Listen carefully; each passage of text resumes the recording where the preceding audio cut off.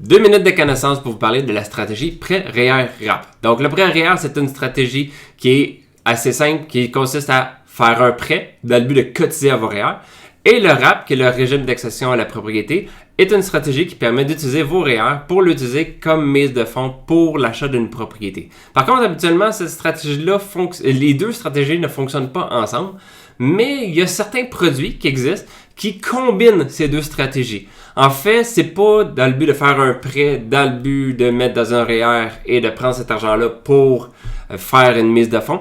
En fait, c'est juste une stratégie purement fiscale. En fait, quand vous avez une propriété que vous savez que vous allez acheter et que vous êtes admissible au RAP et que vous n'avez pas atteint le maximum dans vos REER que vous pourriez utiliser dans le RAP, à ce moment-là, cette stratégie-là peut être intéressante. Ou est-ce que ce qu'on fait, c'est pas compliqué, c'est un prêt dans le but de faire une cotisation qui va être utilisé pour être remboursé quand on va faire le RAP. Donc, techniquement, je donne un exemple très simple. Là.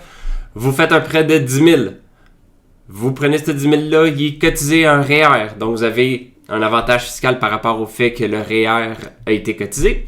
Et après ça, quand vous êtes rendu à l'acquisition de la maison, vous faites le RAP, vous prenez ce 10 000-là, vous remboursez techniquement le prêt REER au départ, mais vous bénéficiez de l'avantage fiscal qui a été fait au départ. Donc, de cette façon-là, vous avez l'économie d'impôt, des fois même remboursement d'impôts si vous aviez payé beaucoup plus d'impôts à travers le temps, ce qui peut faire en sorte que vous allez pouvoir peut-être utiliser ce retour d'impôt-là pour pouvoir faire une partie de la mise de fonds pour l'acquisition de la propriété. Les gros avantages de ça, c'est que souvent, il n'y a pas d'enquête de crédit, ça n'apparaît pas au bureau de crédit. C'est une stratégie purement fiscale qui, en temps normal, n'est pas très compliquée à mettre en place. Donc, ça peut être une stratégie assez intéressante si vous êtes admissible au RAP et si vous avez de l'espace encore dans vos REER avant de faire l'acquisition de votre propriété.